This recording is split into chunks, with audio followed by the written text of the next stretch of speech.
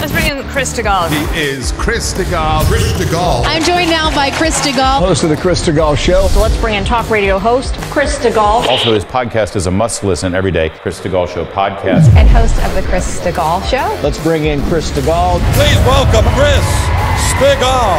The Chris Stigall podcast is presented by usmedicalplan.com. Save big money monthly and get better health coverage at usmedicalplan.com. Well, hey there. Welcome into the Chris Stigall Show podcast. Thanks a lot for downloading this. And if I could be so bold as to ask a quick favor, I don't do this often, but if you have a second, do you mind, if you're an Apple Podcast consumer or you're a Spotify user, could you leave a written review and a 5-star review of this podcast? It helps others learn about it and spread the good word. We're so appreciative.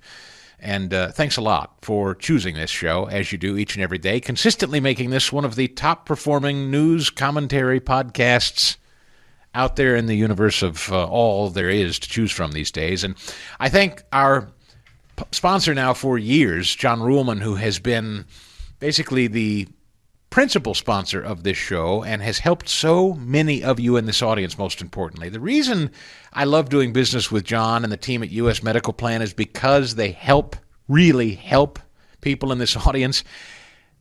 I'm not just talking about people that I've heard from through email. I'm talking about people in my own life. Colleagues of mine, friends of mine, my own parents. I sent my parents to John and his team when they were looking for supplemental insurance with their Medicare. John saved them $400 a month. That's my senior parents, all right? I have a personal friend who had a daughter with some special health needs. He was spending tons of money a month on private health insurance for them. John got him a better plan, saved him $1,000 a month. I have colleagues that have saved hundreds of dollars a month. If you're a small business owner and you supply insurance for your employees, that's a generous thing to do. Is it really expensive? And you're thinking, maybe I can't do it anymore? Wait. Call John. Reach out to his team. They shop with 100 different private health insurers all over the country. If you're an Obamacare user, that is not getting any cheaper this year. I can already tell you it's going to go up, up, up. There are private health insurance companies out there that have much lower rates than you think and cover everything that you need. I know people assume if it's cheaper, it means less coverage. Not necessarily. Or it may be that you have the best coverage going, but you're not going to know until you reach out. Please turn to the team at usmedicalplan.com, usmedicalplan.com, or give them a call today, 877-410-4321. That's 877-410-4321 or usmedicalplan.com. Well, hey there. Welcome into the Chris Stigall Show podcast. Thanks a lot for downloading this. And if I could be so bold as to ask a quick favor, I don't do this often, but if you have a second, do you mind, if you're an Apple Podcast consumer or you're a Spotify user, could you leave a written review and a 5-star review of this podcast? It helps others learn about it and spread the good word. We're so appreciative.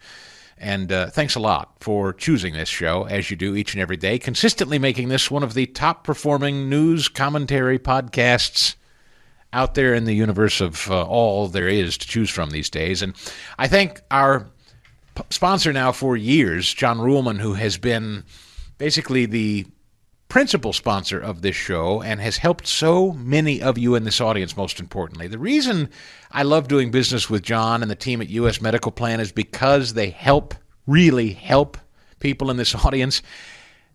I'm not just talking about people that I've heard from through email. I'm talking about people in my own life. Colleagues of mine, friends of mine, my own parents. I sent my parents to John and his team when they were looking for supplemental insurance with their Medicare. John saved them $400 a month. That's my senior parents, all right? I have a personal friend who had a daughter with some special health needs. He was spending tons of money a month on private health insurance for them. John got him a better plan, saved him $1,000 a month.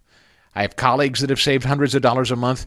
If you're a small business owner and you supply insurance for your employees, that's a generous thing to do. Is it really expensive? And you're thinking, maybe I can't do it anymore? Wait. Call John.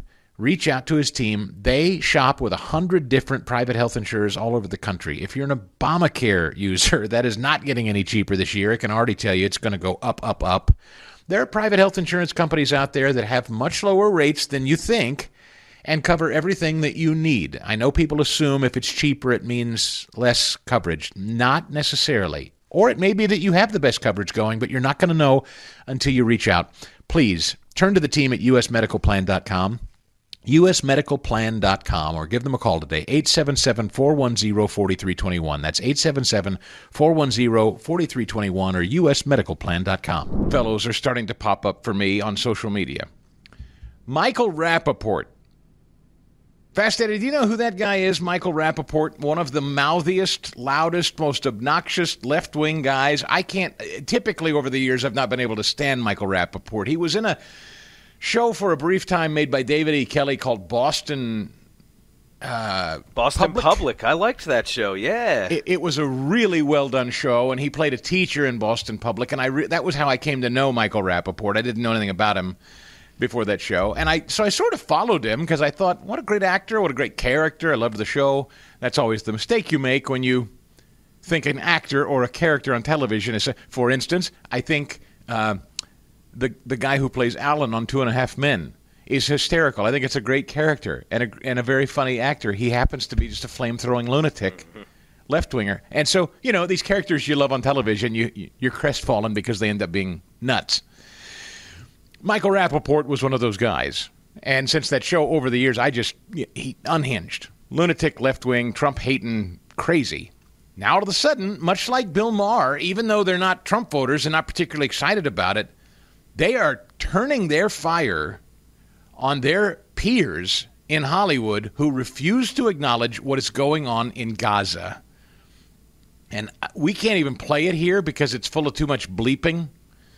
But, Ed, you saw it, I suppose, the Michael Rappaport rant. Maybe you didn't. He went on a rant about this on his social media feed yesterday, and I watched it with glee and reposted it on my X account if you'd like to watch it. Again, there was too much bleeping to air here, so I didn't bother with it.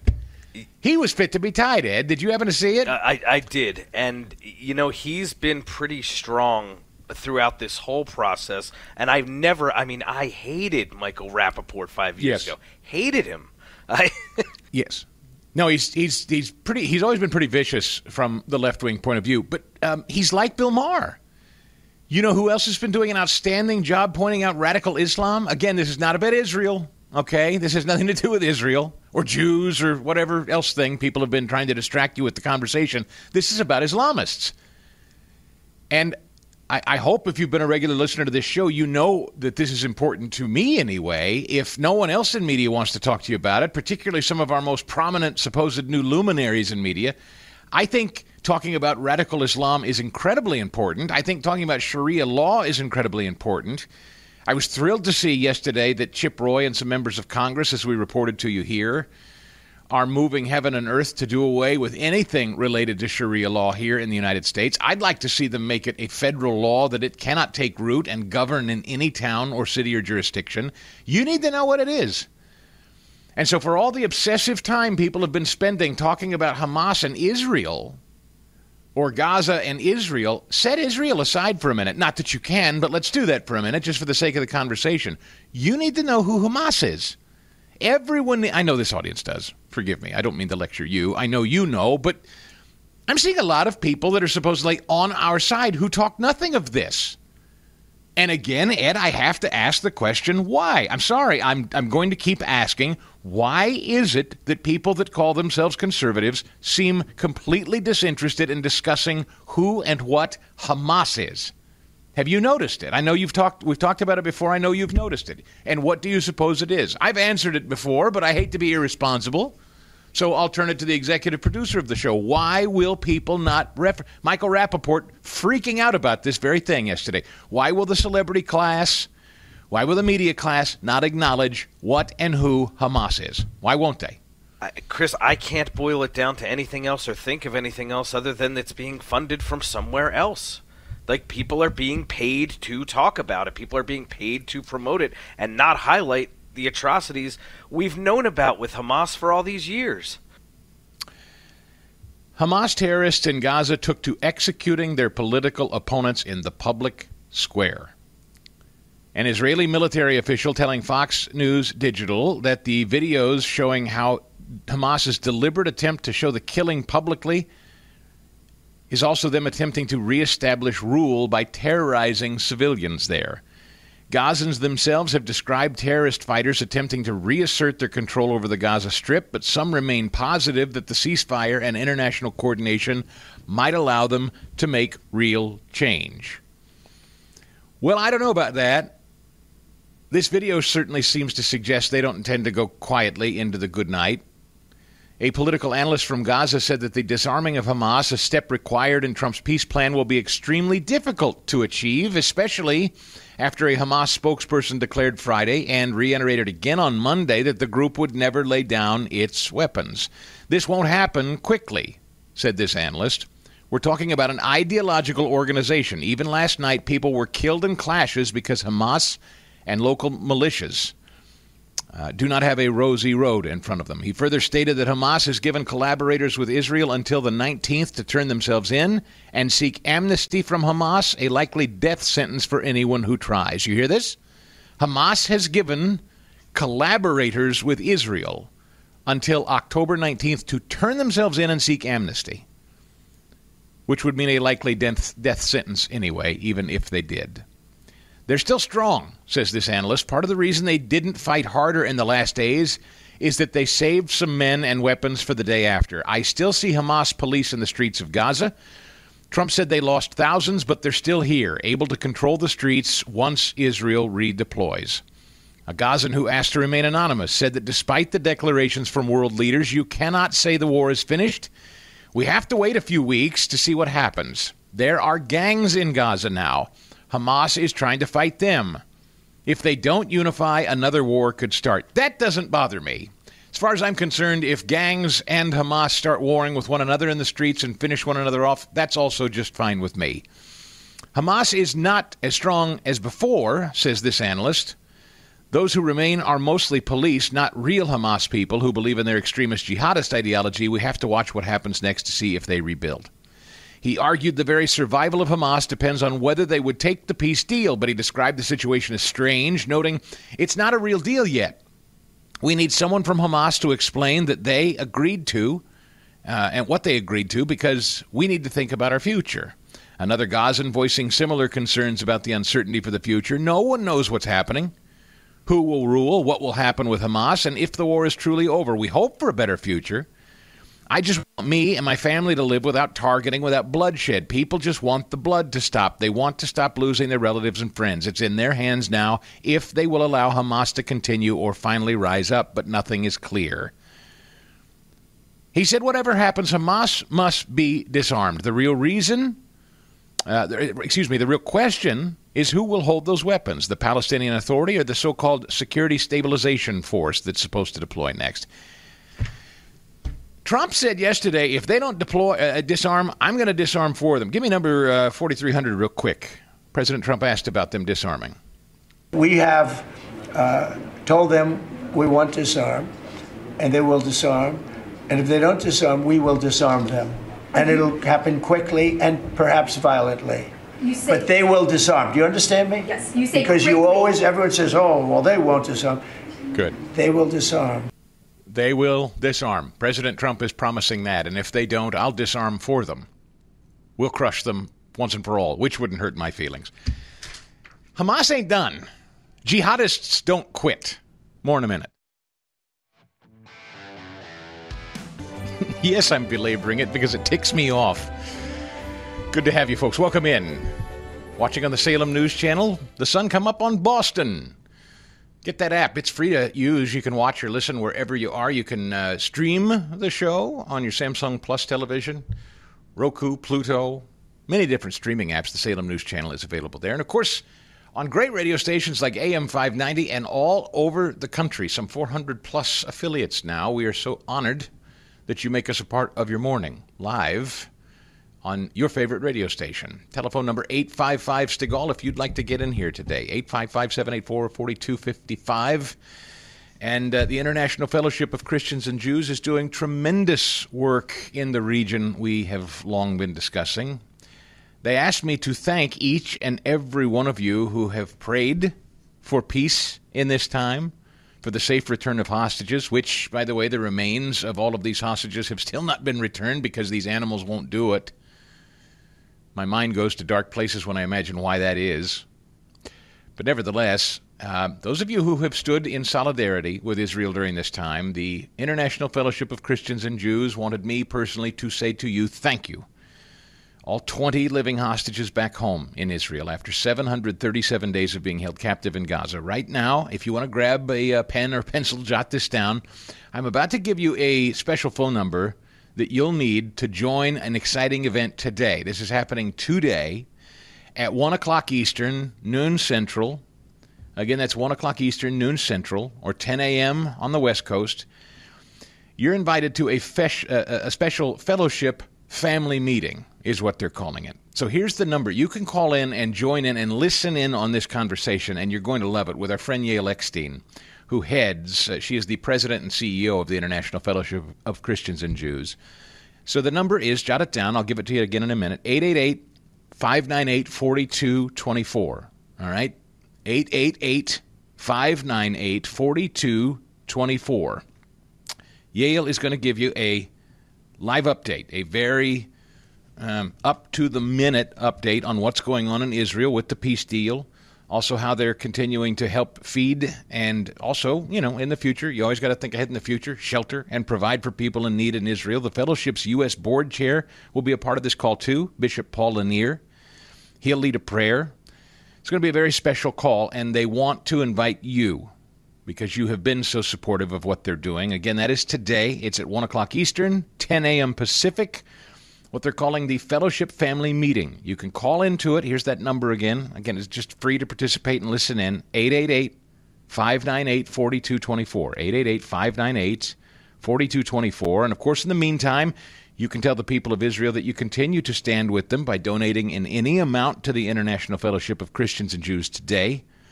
Right at the top of my website, chrisstigall.com, there is a banner there posted at the top of the page, chrisstigall.com, and you can make a generous gift of any amount, any that you wish. Hope that you will, to support IFCJ. That's the International Fellowship of Christians and Jews saying thank you for all that you have done to pray for them and give to them monetarily or in prayer. 888, here's that number if you'd like to participate in that call again today, 888-598-4224. So, as they await the remains from these hostages, I wonder what would take so long. I guess 3 bodies or 3 people's remains have been returned yesterday, but there are still more. I don't know exactly how many more. Ed, what would be the reason Hamas would be holding the remains of Israelis? Why wouldn't they just release them all? Here's the thought. I'll go dark. They don't know where they are.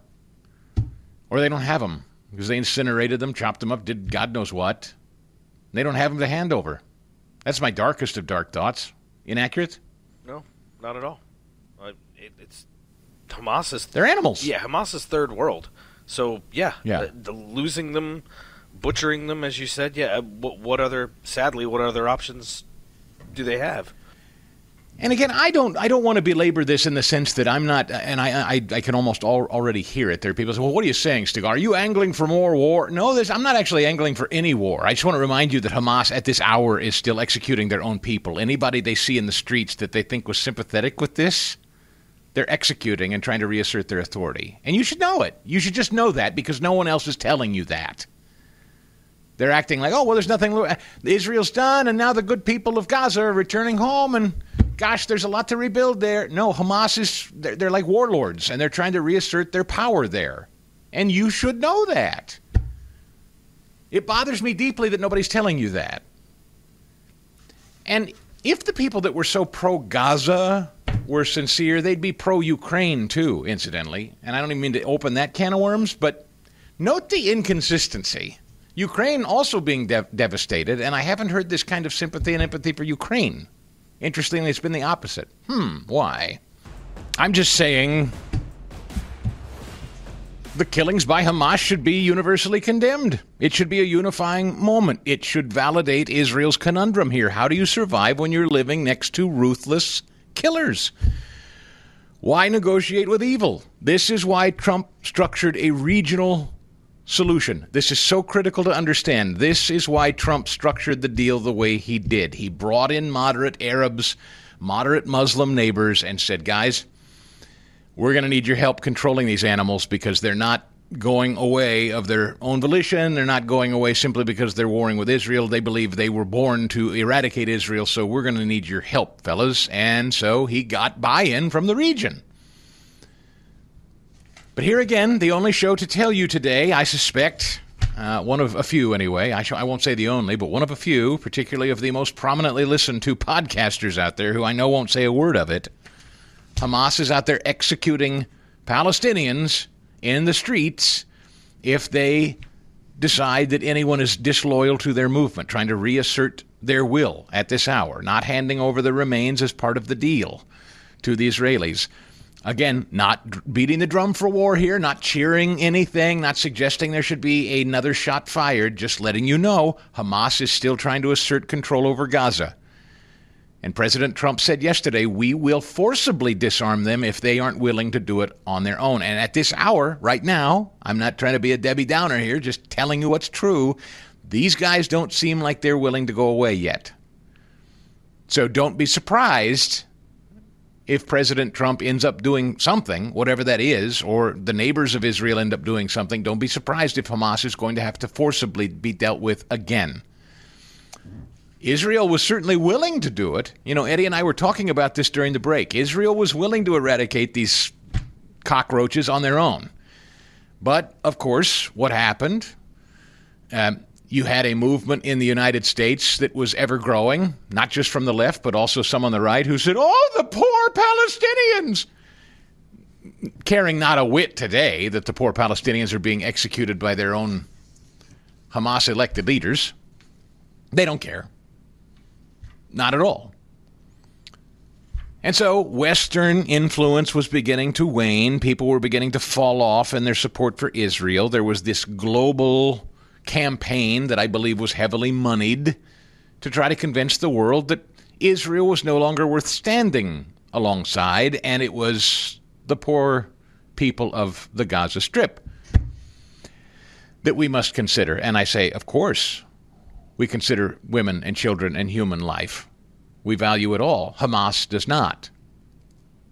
And it's Hamas Israel was warring with, not the people, the general population, but it is worth reminding that the people of Gaza, the Palestinian people, elected Hamas, however you want to take that to mean. So Trump structures this regional deal. I hope this means that the moderate Arab and Muslim neighbors are going to come in here and get control of these animals before this gets out of hand again. But just so you know, they're murdering their own at this hour to reassert their dominance in the region. So you know that. And the people who were screaming and yelling about the poor Palestinians have not a word to say about it. And I find it so strange that people like Michael Rappaport, people that I don't like or listen to even a little bit on most things, is pulling his hair out today on social media, yelling at his fellow celebrities. And by the way, this is not to speak of the Islamists that are at this hour slaughtering Christians in Africa. That's another one that Bill Maher and others are wondering, like me, why no one seems very interested in that. Islamists are taking over major European cities like Paris. That's why I believe cowards like the Prime Minister of the UK and the President of France, why they're running around saying we've got to give the Palestinians a state. What they really mean is we've got to give Hamas legitimacy. We've got to give Islamists legitimacy so they'll leave us alone. We want to look on the right side of the Islamist population we've allowed to pour into our countries and have now taken over our cities. You do know that, right? I hope you do. And I hope your favorite show is telling you that, because you should understand it. Major European cities are being taken over by Islamic fundamentalists. Because major European cities have had lax immigration policies. They've allowed it to pour into their cities, and now they want to assert themselves as the dominant governing entity. And so you've got a bunch of these pansy-ass, limp-wristed, linguini-spined European children who pretend to govern places like the UK and France, scared to death. They're cowering from these populations that have been pouring into their countries, and they don't know what to do, so the only thing they know to do is cower and bend a knee and say, how about we give Hamas a state? Huh? Would that make all of you Islamists happy? Would you leave me, the white guy, alone? That's what's happening. Which is why it's so important that here in the United States, we have members of Congress, and I'm glad we do. I read to you a group of them yesterday, cracking down on Sharia. Here's another from Just the News yesterday. Elise Stefanik, Tom Cotton, urging our Treasury Secretary to open funding probe on the Council on American Islamic Relations. Republicans also claimed CARE's leadership attended a Philadelphia meeting of the Muslim Brotherhood Palestine Committee in 1993 where members discussed supporting Hamas. House Republican Leadership Chairwoman Elise Stefanik on Tuesday urging Scott Bessent to reopen this probe. They urged an investigation into a joint letter accusing CARE's executive director of previously leading the Islamic Association for Palestine. The Republicans also claimed their leadership attended this meeting where the Muslim Brotherhood meeting took place discussing support for Hamas. These foundational connections, coupled with CARE's conduct following October 7th, 2023, merit renewed scrutiny. CARE has focused its effort on supporting anti-Israel campus protests. While peaceful protest is protected, many of these demonstrators have led to incidents of anti-Semitic harassment and violence. That's exactly right. And I love this from President Trump. I want to play it for you again because it's worth hearing. This is leadership. Give me number 4300. We have told them we want to disarm, and they will disarm. And if they don't disarm, we will disarm them. And it'll happen quickly and perhaps violently. But they will disarm. Do you understand me? Yes, you say because quickly. everyone says, oh, well, they won't disarm. They will disarm. And I spoke to Hamas, and I said, you're going to disarm, right? Yes, sir, we're going to disarm. That's what they told me. They will disarm, or we will disarm them. Got it? Do you believe him? Ed, you think Hamas believes him? I think they'd better. I don't think he's playing, do you? He wants that Nobel. I have no reason to question that they don't believe him. We are dealing with very, very bad people. So yeah, they're animals. They're animals. They're like things that you would call an exterminator to deal with because you wouldn't want to deal with it in the attic yourselves. That's them. That's Hamas. It's a rabid raccoon in your attic that you don't want to deal with, so you call professionals to deal with it.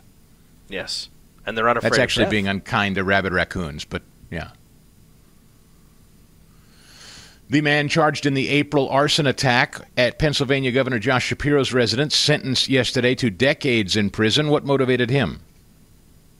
Well, it took you a while to get to this in the story from NBC News. You had to read and read and read about how great Josh Shapiro is and what happened. And we all understand that the guy set the governor's house on fire. But why? It's the why, Ed. It's the why. The media doesn't want to talk about the damned why. Don't you think it's relevant? Why would a crazy person go set the governor's mansion on fire? Don't you lead with that? It's very important, the reason why. That's buried deep in that story. Buried. Ballmer suggested he was upset by Governor Shapiro's position on the war in Gaza. Shapiro sharply condemned the rise of anti-Semitism in the United States following the Hamas terrorist attacks. Politicians on both sides of the aisle widely condemning the attack, one of several high-profile acts of political violence plaguing the United States in recent years. Right. And then they go on to make the equivocation that, well, there were Republicans, that people that were Republican-aligned that ended up... So they're basically tacitly admitting here that this is a left-wing Marxist agenda that is tied to this anti-Israel, pro-Hamas stand, and that's what lit the governor's house on fire.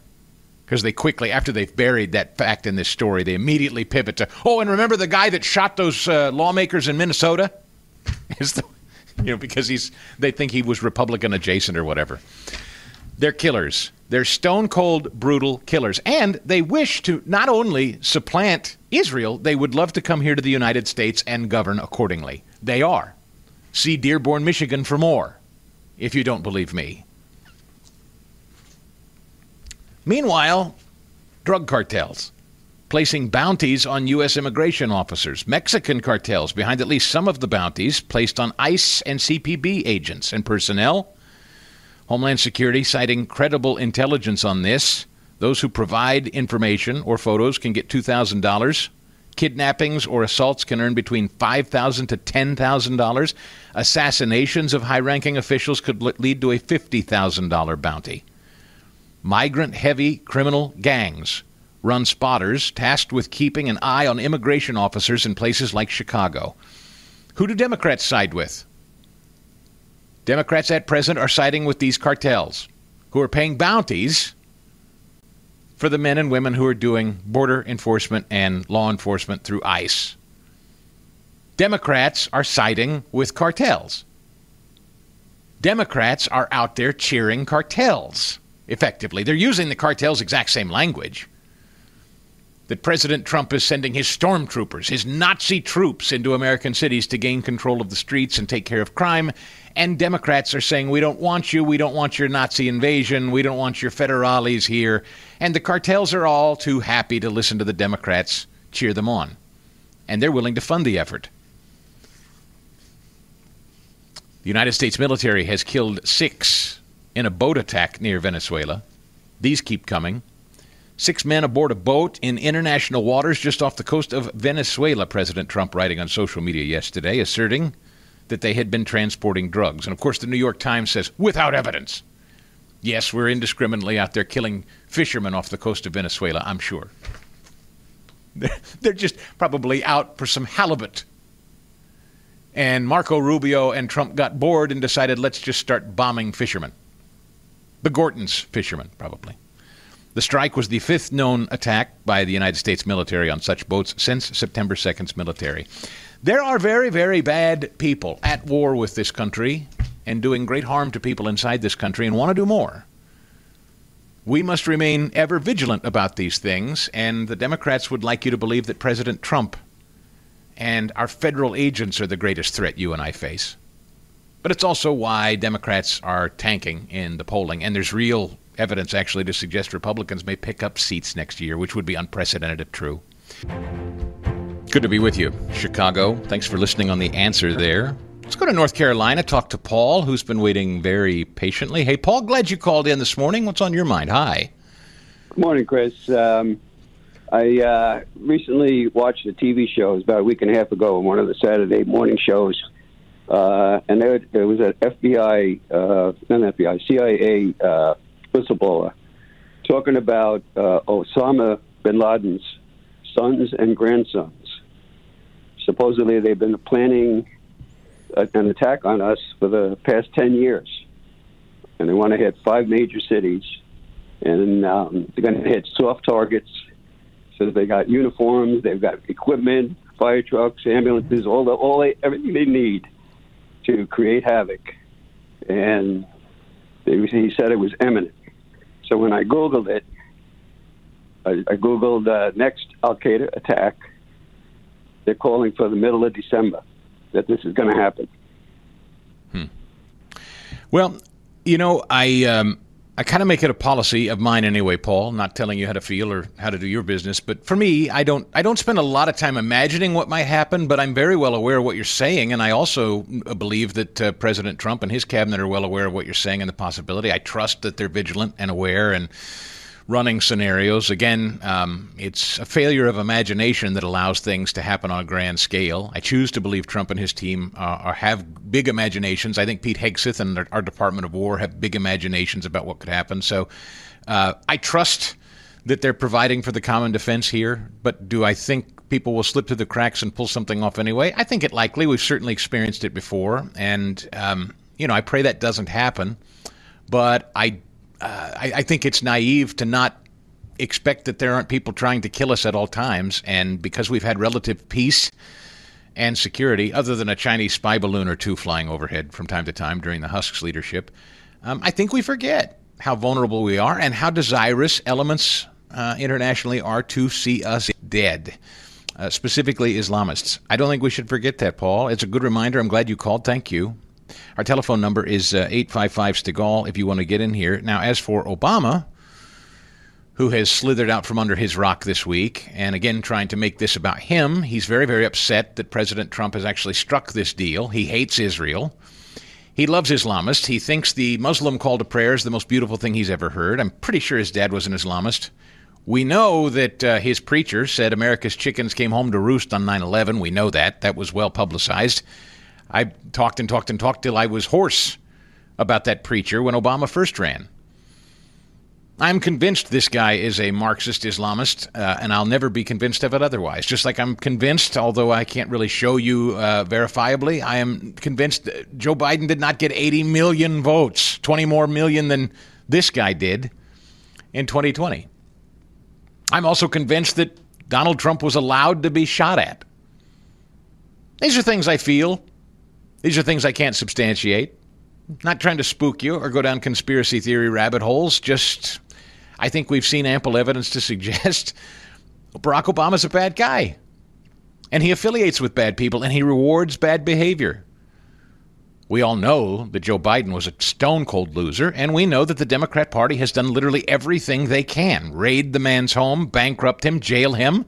What would stop them from trying to kill Donald Trump? It's reasonable deduction, folks, that you don't have to go walk it out too deep. I'm not going to need a half-hour cable special to do what I just did. So again, you just do simple math and you listen to the words of a guy like Barack Obama. Instead of unifying right now, instead of celebrating like every other sane person is what President Trump just pulled off, what's he doing? He's going on podcasts and he's making it sound like federal agents and Donald Trump are the threat to this country. In clip 93, listen to this one. That's not who we are. That's not our idea of America. We don't want masked, folks with rifles and machine guns patrolling our streets. Yeah. We want cops on the beat who know the neighborhood and the kids around, and that's how we keep the peace around here. We don't want kangaroo courts and trumped up charges. That's what happens in other places that we used to scold for doing that. We want like our court system and our Justice Department and our prosecutors to be, and our FBI to be, just playing things straight and looking at the facts and not meddling in politics the way we've seen lately. The way we've seen lately. We want our FBI to look at the... I mean, it's a clown show. You know it, and I know it too. That's Obama doing a podcast. We don't want masked folks with machine guns patrolling our streets. Right. President Trump said yesterday, speaking of the Department of War, the troops will continue to get paid. And he said, I happen to be pals with some pretty wealthy folks that said he'll pay the troops himself if this shutdown continues. Number 99. Take a listen. You have the money to pay the troops on October 15th? Okay. I actually have a man who is a very wealthy person, you'll know that when I tell you this, who called a donor, a great gentleman, and he said, if there's any money necessary, shortfall, for the paying of the troops, then I will pay it, meaning he will pay it. How about that? I said, look, we're not going to need it. Yeah. We're not going to need it. I'll handle it, but thanks for the backup. He's reasserting that the Department of War will be fully funded and will always be on offense over there. That's awesome. It's been my pleasure and honor to talk about Bob Spinato at Williamsburg Dental in Broomall, just off the Blue Route, as my dentist and friend of over 12 years. But now he has two brand new associates, his daughter Alexa and Dr. Geddes. Tell him about him, Bob. Yeah, Chris, I can't begin to express how proud I am, obviously, of having my daughter there. Also, Dr. Geddes is just a wonderful addition to our practice. He is a classmate of my daughter Alexa's at Temple Dental School, and I have known Jared for about 7 years now. Getting to know Jared over the years, it was my wife Debbie and my daughter Emily who kept telling me, you have to hire Jared. You have to hire Jared. He's going to be a superstar. Jared went off to USC, did a 1-year residency after his year at Temple, and he came back and he worked for about a year in practice in New Jersey. And after, again, my wife and daughter beating my brains in, I got the message and I hired Jared, and he's been a great addition to Williamsburg Dental. Pick up the phone or go online, make that appointment, 610-353-2700 or williamsburg-dental.com. Great to be with you, ladies and gentlemen. Welcome into the midweek edition of the show. Thanks for listening wherever you happen to be. If it's on a great radio station like Daytona Beach, one of our newer affiliates, 104.5 FM, WROD. That's a pretty looking morning there. I always envy people that can wake up and walk on the beach in the morning. You know, I will say that is the one time I envy living on the beach. Usually I like to just visit for a couple of days and then I'm fine because I don't need, I spend the next week finding sand everywhere. But a good morning beach stroll, Fast Eddie, you can't beat it. And I'm looking at Daytona Beach this morning on the Salem News Channel. That looks heavenly. I suppose pretty temperate there still by now. Absolutely. No, especially, coming into this time of year in a place like that. Oh, man. Yeah. It's perfect. Jersey Shore beaches are not as pleasant right now. Still digging out from under that flooding water and washed up sand and whatnot from that tropical storm that's moved through. But, boy, it looks pretty down there. Anyway, thanks a lot for being here, wherever you happen to be. Thanks for watching and listening. And you can catch the show in its entirety via podcast, whether you go to the Salem News Channel app or whether you go to wherever you stream podcasts, you can listen to the audio version of it. Somebody asked me, I got stopped this weekend. They said, hey, Stigall, I heard you flirting with the idea of doing bonus content, like an extra hour of show. I said, yeah. And they said, we heard you mention it live on the show the other day, and we're curious how the rest of the team took the news. He said, it sounded to me like you sprung it on them live on the air. I said, well, as a matter of fact, I did. I did not speak. He said, yeah, and I noticed the stony silence from the rest of the team. I said, true. But it's always better to do it that way, because if you have a meeting about it, everybody's going to say, the hell, no. I'm like the cartoon puff of smoke as they run out of the room like Roadrunner. You hold them hostage here on the air. That's the secret. They'll say yes to everything. No, I'm kidding. We are talking about that. Here's the problem. In the course of a morning, we're sitting on so much news anymore. I said to Fast Eddie, I just can't get to it all.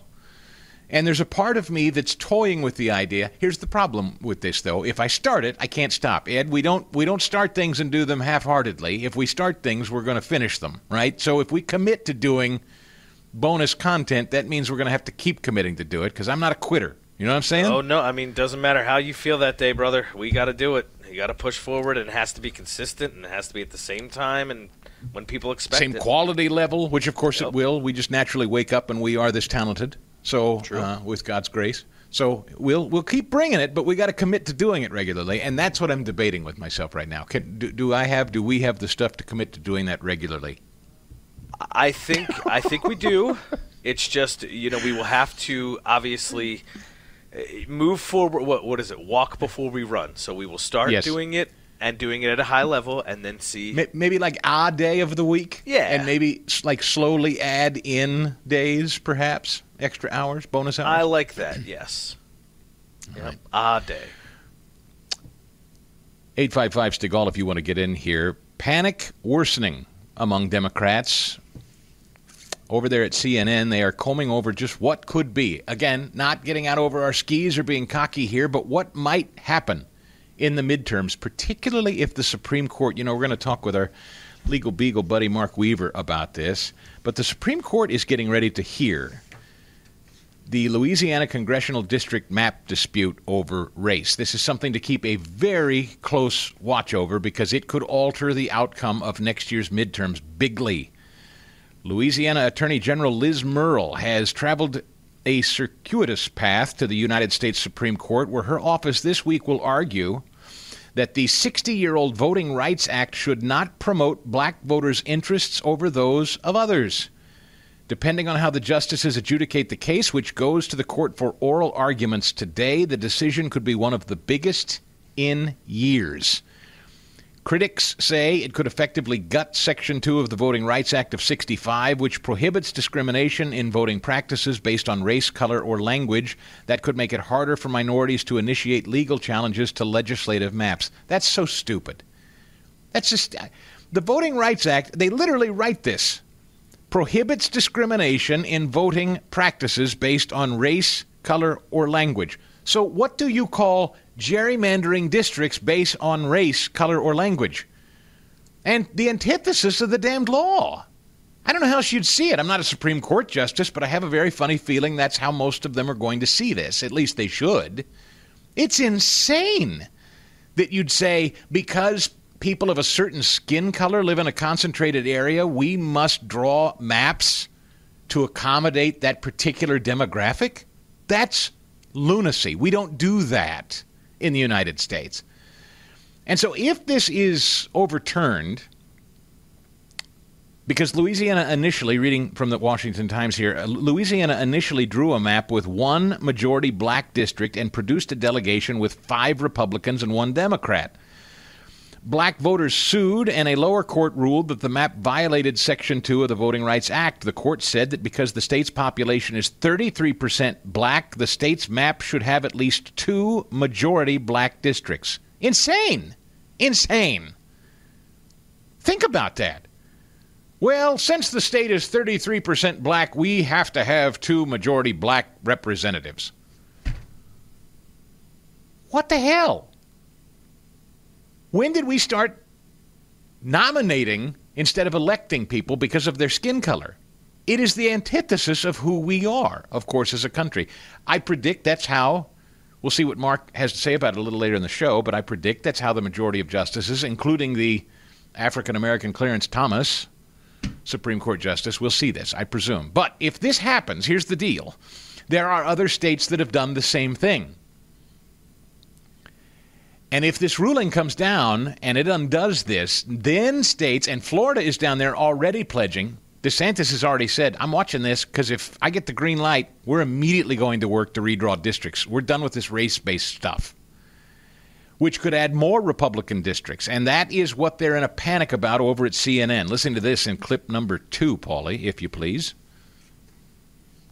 Actually represents pretty accurately, mathematically, how the country is divided over the question of the presidency.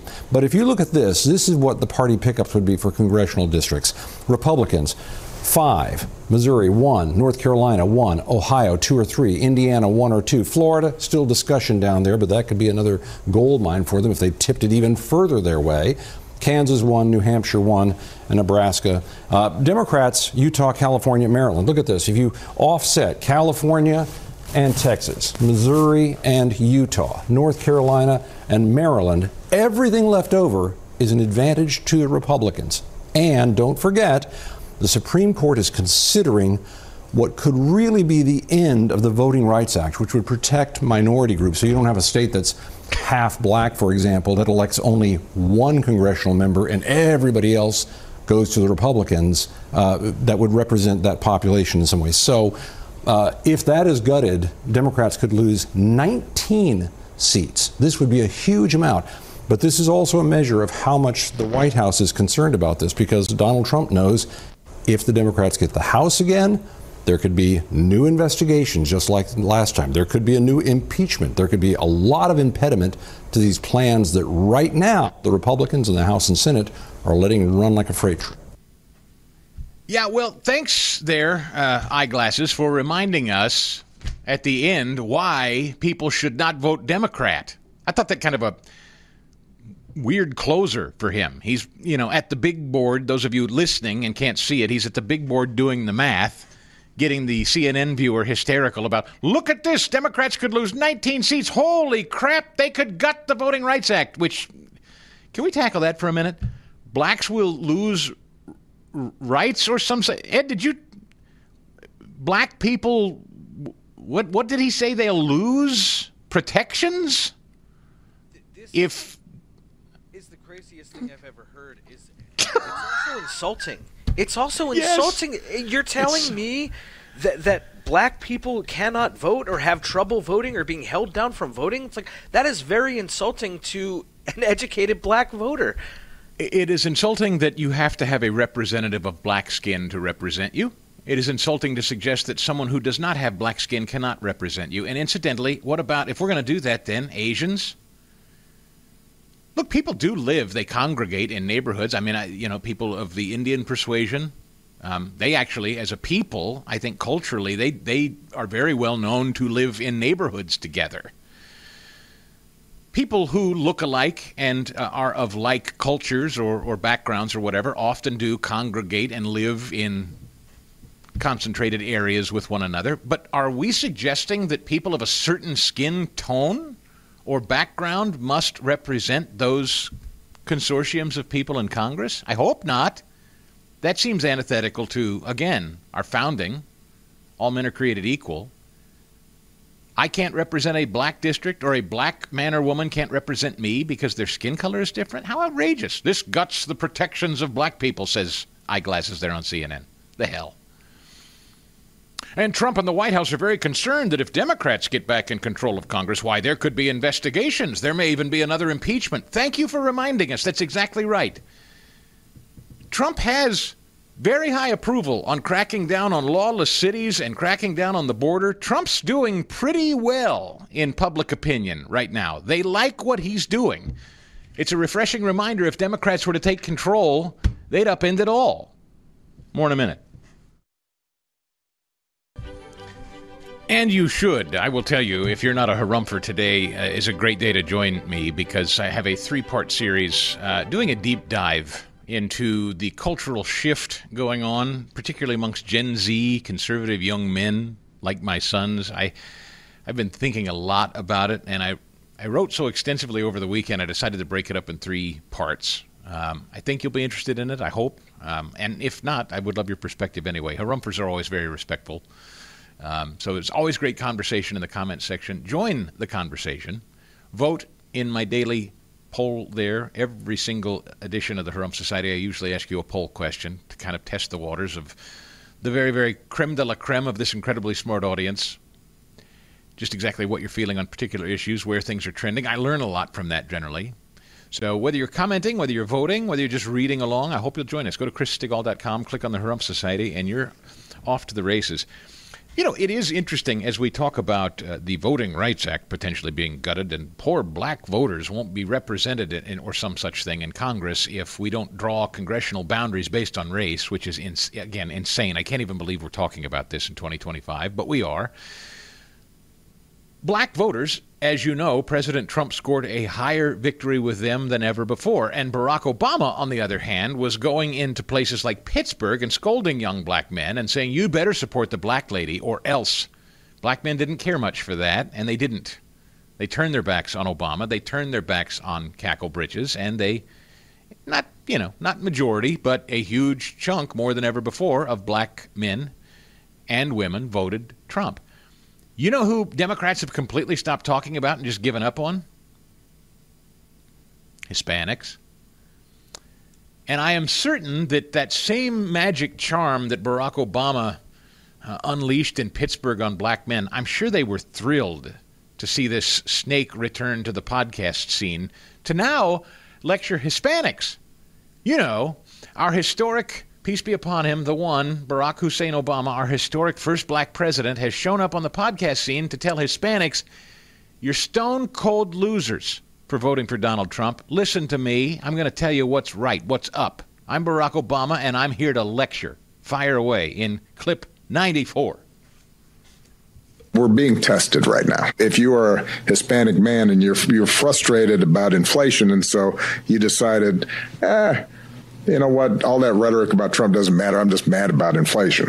And now, you know, your sons are being stopped in L.A. because they look Latino. Well, that's a test.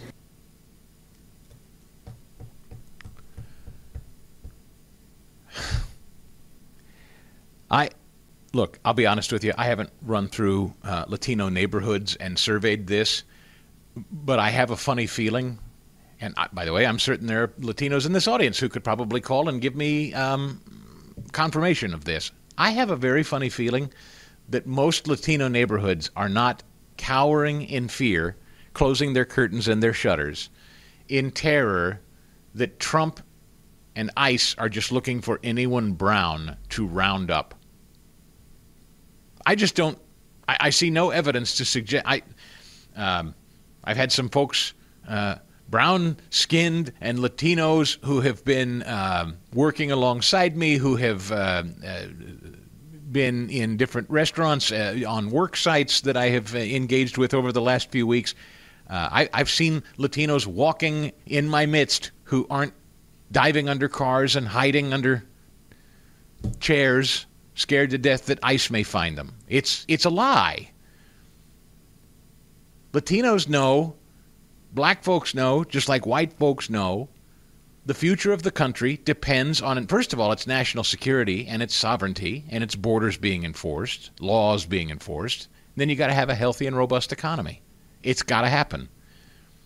And what we know for sure is Democrats delivered the opposite on all fronts, and they continue to be committed to the opposite on all fronts.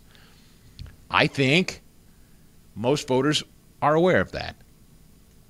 I think most voters hate what's going on in places like Portland, where protesters are increasingly using costumes to troll the president's comments the city is war ravaged and reclaim Portland's reputation as a place for all things weird.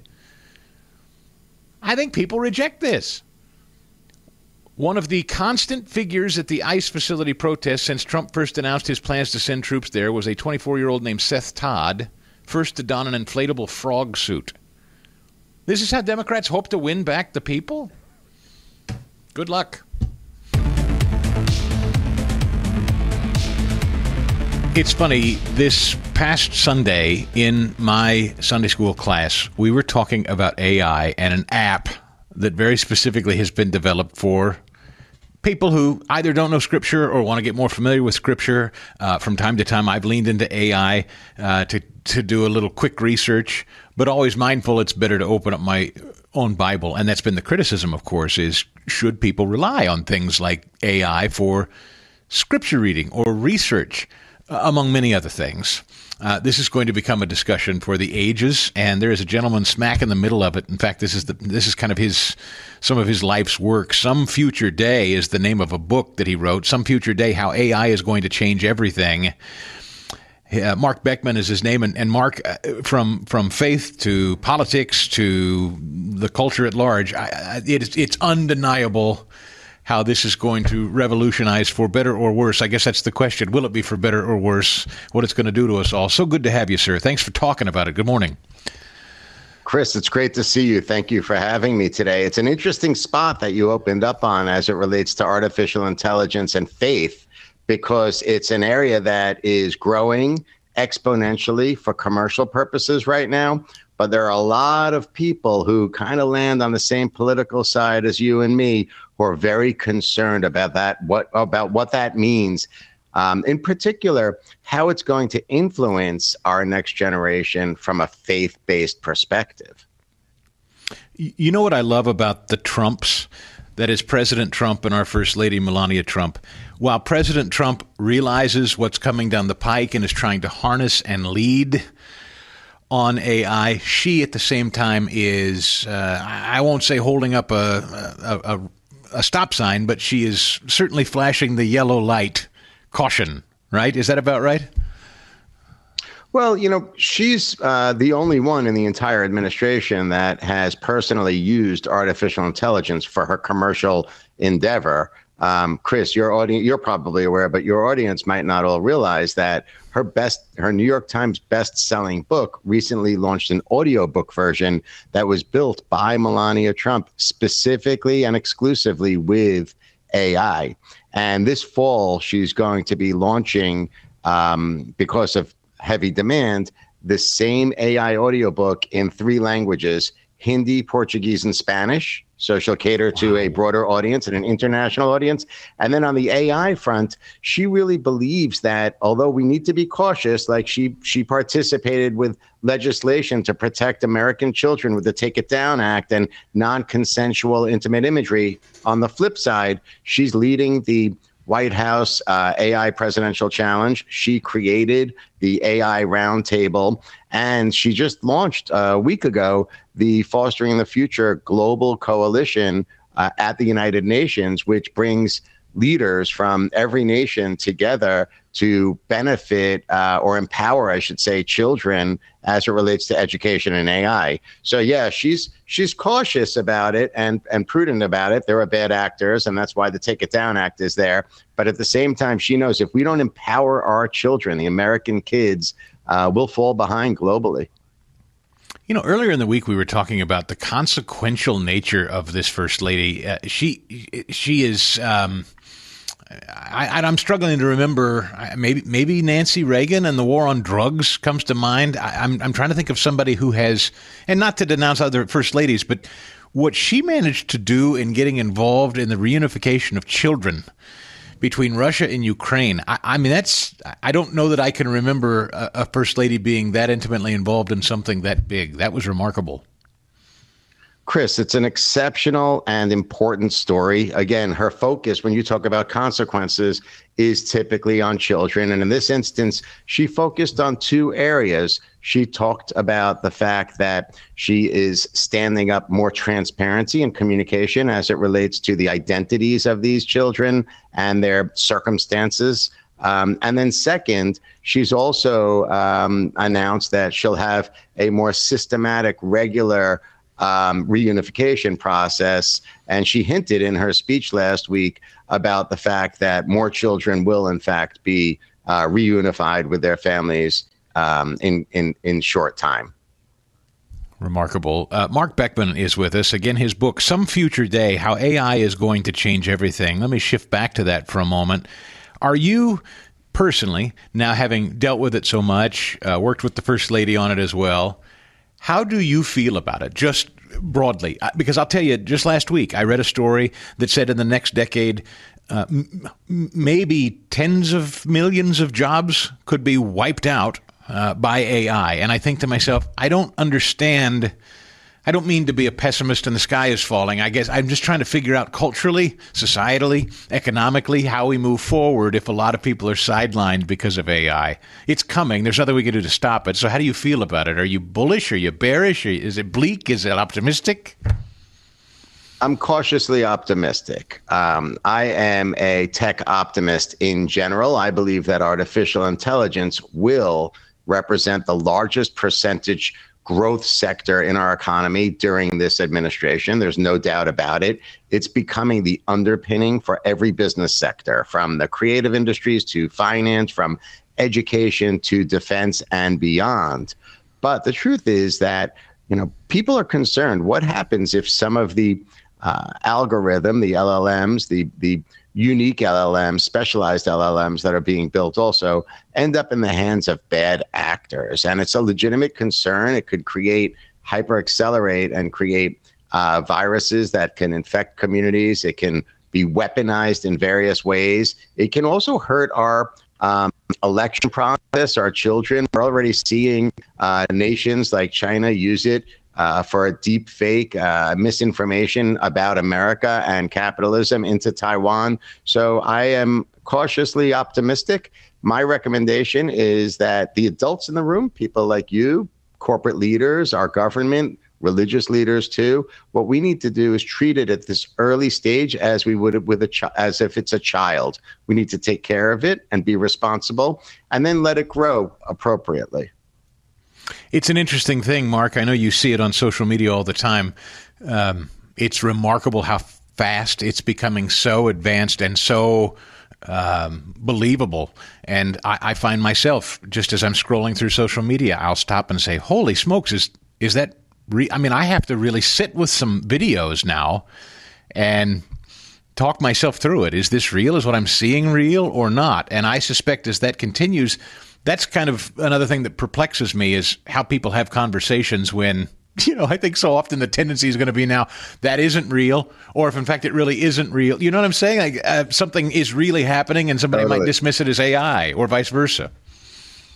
What you're talking about, Chris, is generative AI. And what's happened now is that the technology has progressed so far that we're seeing hyper-realistic imagery, videos, photographs. They look as real as could be. So what I tell my next generation, and I talk about it in my book as well, don't trust, verify. The days of like seeing is believing are over. Hearing is believing. It's over. Go listen on melaniatrump.com to the AI audiobook.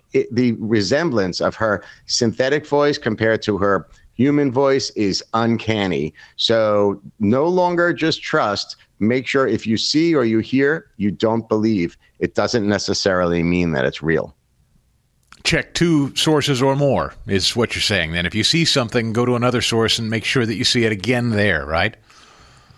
like the old-fashioned way. But there are a lot of great things for people in your audience that they could get out of it. Like, think about how many people in your audience are small business owners with very small budgets, and forever they've been saying, how could I compete with this huge publicly traded company in my business sector? You know, it could be anyone from construction workers to real estate people or whatever it might be. Well, now what I do in my book is I lay out tools after every single chapter across every single business sector to show how, for example, small business owners can use artificial intelligence today in a cost-efficient way, in a fast way, to compete with those bigger companies. So AI, you and I are hovering over these scary parts of it, but AI can be used today to improve your career, add more value to your entire career. The second piece of it is it can definitely improve your community. And then finally, AI could be used to improve your family. So you can improve your career, your family, and your community. And I lay out all of the tools in my book for beginners. My book is not a tech book. It's really for people that are curious. They want to learn how to improve their lives. And I give them all the tools after every single chapter in my book. Yeah, it really, I mean, to your point, being able to take a small business and scale it to be really competitive is exciting. I mean, it can take small business and blow it up into something really, really big, which I guess then feeds into what you were saying earlier. That could be the new job creator. AI scales a business that couldn't have otherwise and maybe brings in new folks because of it. For sure, Chris. But look, the reality is that human will beat machine time and time again. If you look at like your growth curve with your show, congratulations, by the way. I know that it's remarkable what you've done, but a lot of that is because of your personal hard work, your ingenuity. You understand what the pulse of the nation is looking for, what we want to talk about. Now, machines can create songs and create movies. We can do a lot with AI, but what we cannot do is what you're doing so well, Chris, which is connecting emotionally with your audience, with the people, with Americans. So at the end of the day, AI could be a great tool. You want to create that ad campaign, you want to create that new song, you want to create some cool images, but the machine can't do what you're doing, Chris. It doesn't connect emotionally with individuals. Well, Mark, I really appreciate your perspective on this. And, you know, as you say, there is a lot of gloom and doom about it, but I think there's a lot to be positive about, too. Cautious optimism is always welcome to the conversation. It's coming, so we either embrace it and grow with it or not and harness it. Some Future Day is the name of Mark's book, How AI is Going to Change Everything. He works closely with the First Lady on many projects that are coming down the pike as well, and we look forward to continuing to talk about those. Mark, thank you so much for your time today. Thank you so much for having me, Chris. And again, congratulations with all of your recent success. Amazing. Live look at the Big Apple this morning on the Salem News Channel, listening on AM 970, The Answer there. Thanks so much for being a part of the family, wherever you happen to be, whether it's on the Salem News Channel, watching on Samsung Plus, watching on the app, watching on Roku or Pluto or Fubo or Bilbo, Bimbo, any of those apps. Just glad you're watching. And if you're listening on great radio stations all over the country, we're thrilled, the good old-fashioned way, thrilled to have you on board. And you can always find me online, chrisstigall.com, ChrissStigall. Our friends at the International Fellowship of Christians and Jews have asked me to say a huge thank you to each and every one of you in this audience who have been praying for peace in Jerusalem. Not just donating, but praying. Prayers matter big time. And praying for the safe return of those hostages, standing in solidarity with Israel. Thanks to you, thanks to those prayers, thanks to President Trump, all 20 living hostages now back home in Israel, over 737 days of being held captive in Gaza. And right now, if you'll grab a pen or a pencil, jot this number down or type it in your phone or whatever, coming up at 1 o'clock Eastern today, you can be a part of something really cool if you'd like. It's a free thing to just listen in on, and I think you'll really enjoy it if this issue and the work that the IFCJ folks do, if this interests you. 1 o'clock today, that's 10 a.m. on the West Coast. They're hosting what they're calling a fellowship family meeting. Now, when you call in, here's the number, 888-598-4224. All right? 888-598-4224. 888-598-4224. Call in and listen in as you'll hear Yael Eckstein, who's the fellowship's president and CEO. You know her. She's been a familiar face on television, on our show. She'll share with you the very, very latest on what's going on in Israel with the peace deal. You'll also hear from the fellowship's U.S. board chair, Bishop Paul Lanier. He'll lead everyone in prayer on the call, which will be a great time, very special time. And you're invited to sit in and be a part of it. Again, that's today, 1 o'clock Eastern, 10 o'clock Pacific, 10 a.m. this morning. Join the fellowship family meeting, and that number, here it is again, 888-598-4224 if you'd like to join in and listen. 888-598-4224. And, of course, in the meantime, if you'd like to continue to help the relief efforts and the work of IFCJ and the ministry that they do, there is a banner at the top of my website. Click on it today. Go to chrisstigall.com and click on that banner and make a generous gift of any amount you can. $1, $5, whatever. Just give any gift that you'd like to support the work of IFCJ. chrisstigall.com, click on that banner at the top. And you can also call 800-982-8811 if you'd like to make that donation. 800-982-8811. And that big conference today on the Teletown Hall, you can be a part of it. I hope that you do. Let me know how you enjoy it today. I'd love to hear from you. We'll be on the road starting tomorrow. Going to be back in Washington, D.C., and then heading over to the Town Hall event in Los Angeles Sunday. We're going to be doing a lot of flying. Ed, I'm taking lots of, should I get out a mask? I know we're moving into cold and flu season. I got my Texas superfood. I'm taking all my immunity bombs. I really am praying for you, buddy. I really am. Like, if this were me, I'd be taking the Madden bus. Like, that's what I'd be doing. I know. We're gonna see just how strong my immune system is after this. If I come back next week and I'm still healthy as a horse, then you know I've been telling you the truth about Texas superfood. No, I don't put it all on them, but anyway, it'll help. It's in God's hands, brother. It's in God's hands. Amen. That's right. Let's go to the phones. Randy is waiting patiently for us this morning. Randy, I'm glad you called in. What's on your mind? Good morning. Hey, yeah, Chris. Hey, thanks. I listen every day. I love the show. Chris, talked about being against any kind of freedom of speech, censorship, the First Amendment. I wanted to get your opinion on what's going on with the Pentagon requiring news media to sign a pledge not to report on anything that he or the Pentagon has not approved, things that are not classified. And all, even Fox News, Newsmax, conservative, they're saying, we're not signing that. You can't tell us that we can't report. What do you think about this? You think, this Pete Hegseth, sometimes he seems like he's just, kind of off to me. What do you think about it? Like it. This is not only freedom of speech, this is the First Amendment. This is the press. And to make them have to sign some kind of pledge, man, I don't like our side making us look bad. And I think this Hegseth, come on, man, what's up with that? They're just giving fuel to the fire of the people who are, not MAGA. And I wanted to know what you think about it. Yeah, I need to know more about it. As I was reading about this, I saw the story and what he's talking about, news outlets broadly rejecting the Pentagon's new press rules. They report that they have relaxed some of those measures in the last week after several weeks of negotiation with news organizations. New rules clarify journalists are not allowed or not required to submit their writings before publication, but threaten to possibly revoke their press credentials if they don't sign this policy. They have till 5 o'clock, I guess yesterday, to sign the pledge. They say Pentagon access is a privilege, not a right. I do agree with that statement. Press access is a privilege, not a right. I do agree that the people that covered the Pentagon told us nothing about the former chief, the former head of the Pentagon being out for cancer surgery and telling nobody. I need to know more on this. I'm gonna withhold judgment, but I need to know more. I'll just say that broadly.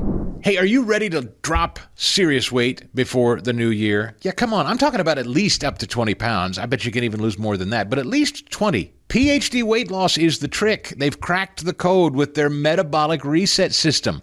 This is a science-backed method that gets your body to burn fat first. It's worked so well for me. I lost over 40 pounds in just 4 months' time. I feel fantastic. This program is so simple, guys. They tell you exactly when to eat. They tell you what to eat. I'm the kind of guy, just tell me what to do. I don't want to think about it. Just tell me what to do. That's what they do. They customize the program to your body's needs and your specific schedule. PhD Weight Loss is the only program that guarantees success and your results. No starving, no endless workouts, no risky drugs. Just a smarter system that resets your metabolism. It shrinks that dangerous belly fat. It keeps the weight off, most importantly, for good. Now, when you call, if you do it today, they're going to waive your consultation fee. You'll get 2 extra weeks totally free, and they'll cover the cost of your food during the program. And just for booking, you're going to get Dr. Ashley Lucas's book, 5 Steps to Reset the Scale. It's quite a deal. But you got to do it quickly because this offer is only good until the end of October. Come on, lose weight with me. Call now. Mention the code New Year. Call 864-644-1900 and mention that code New Year. 864-644-1900 or visit the website myphdweightloss.com. 864-644-1900 or myphdweightloss.com. MyPillow is excited to announce they're having their biggest 3-in-1 sale ever with a limited edition product, a back-in-stock special, and a closeout deal you're not going to find anywhere else. MyPillow bed sheets, only $29.88, any color, any style, and any size, even the king size. Regularly priced at $119.98, now only $29.88. Once they're gone, though, they're gone for good. My towels are finally back in stock, but not for long. Get a 6-piece My Towel set, regularly priced at $69.98, now only $39.98. And for the first time, and the only time, get their limited edition premium My Pillows made with Giza cotton and a designer gusset. Queens starting at $17.98, kings at $19.98, and for a limited time, when you order over $100, you'll receive free shipping plus $100 in free digital gifts. 800-932-5056, promo code Chris, or use that promo code at mypillow.com, promo code Chris. Hey there, how do you do? Glad to have you in on this Wednesday edition of the Stigall Show. Our telephone number, 855-STIGALL. Follow along on social media, why don't you? Why aren't you on X? Why aren't you following me on X? That's where all free people are talking. Head over there. Go to Facebook. Go to Instagram. Even TikTok I try from time to time. Not an enthusiast, but I try. All of that linked at chrisstigall.com. I'd love to have you aboard the Harumph Society out today with my second part of a 3-part series on what I will just say is a corruption of Christianity. I think, more than anything. But it's a big subject and one that I just didn't feel like I could squeeze into this show, so I took it to the newsletter. Hope you'll enjoy it. Go to chrisstigall.com and let me know your thoughts. So we got a call in the last hour, and I didn't want to skirt this because it's important, and I don't want to sound like I'm in retreat about the subject, but I needed to look into it a little further, and I did during the break. Talking about the Pentagon and members of the media at large, most of them, from the Wall Street Journal to Fox News to Newsmax to, I think only One America News is the only outlet that has signed off on this pledge. I mean, we here at Salem have not signed any such pledge. But the Pentagon has asked media outlets to sign off on new press rules. And there was a letter issued yesterday by all of them, co-signed, and said, take a hike, we're not doing that. The short justification for press restrictions, as I understand it, here we go. Restricting press access to the Pentagon has merit because it strengthens national security by minimizing the risk of sensitive information leaks that could endanger troops and U.S. operations. Requires badges, escorts, and prohibiting unauthorized information solicitation, aligning with the Pentagon with standard military base protocols, ensuring operational security at a high-stakes environment.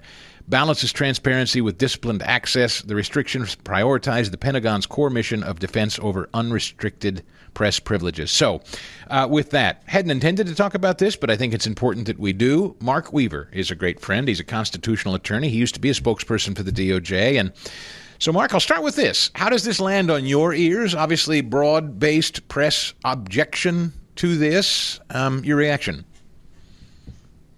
I think we're seeing a world in which the Trump administration is doing things differently. It makes some of the people who've been there for many years uncomfortable. The Defense Department, now called the War Department, where I worked, the Justice Department, these are not public spaces. The general public can't mill around inside the Pentagon, for example. And so reporters, some might say, well, they're not the general public. Well, anymore, the bar to get a press pass is pretty low.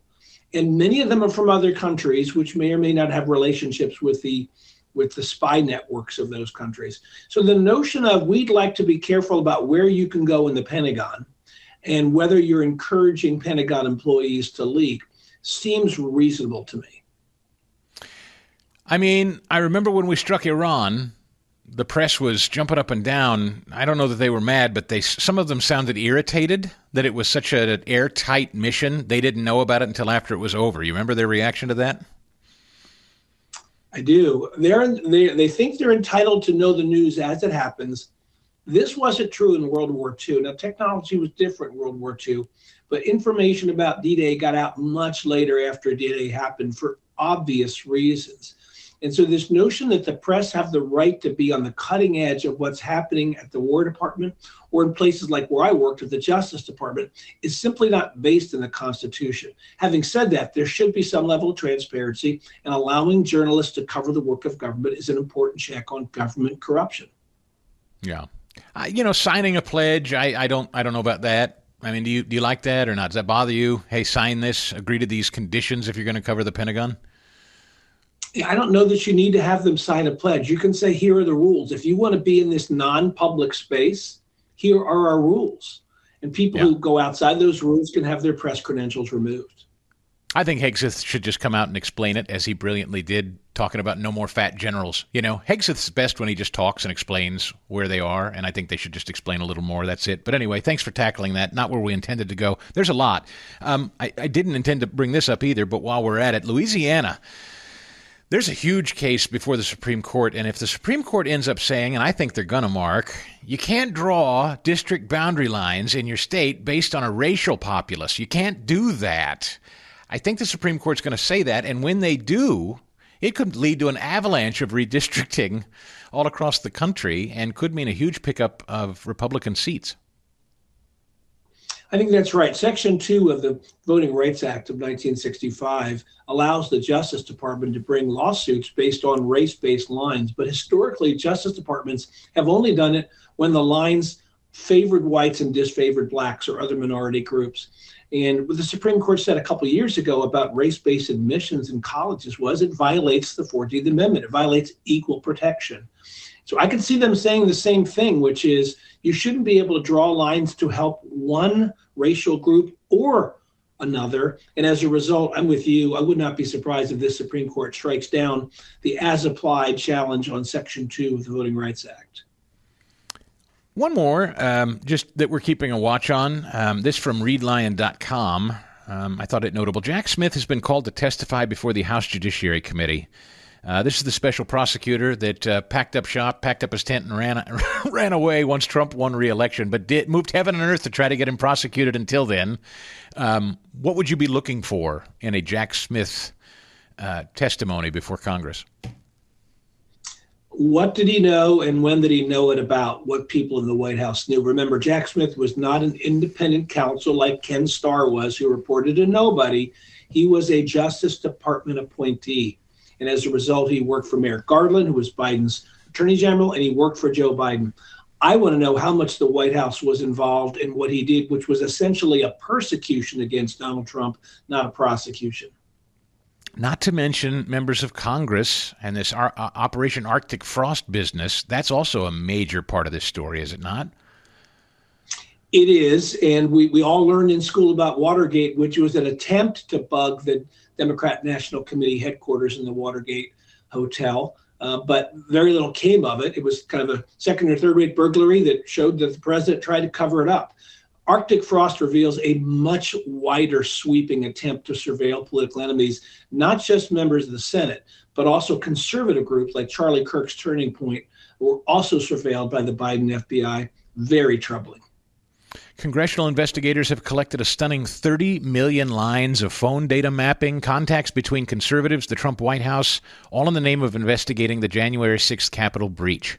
It was a massive dragnet that raises civil liberty concerns about the risk of limits on the ability of lawmakers to snoop on Americans' private phone calls.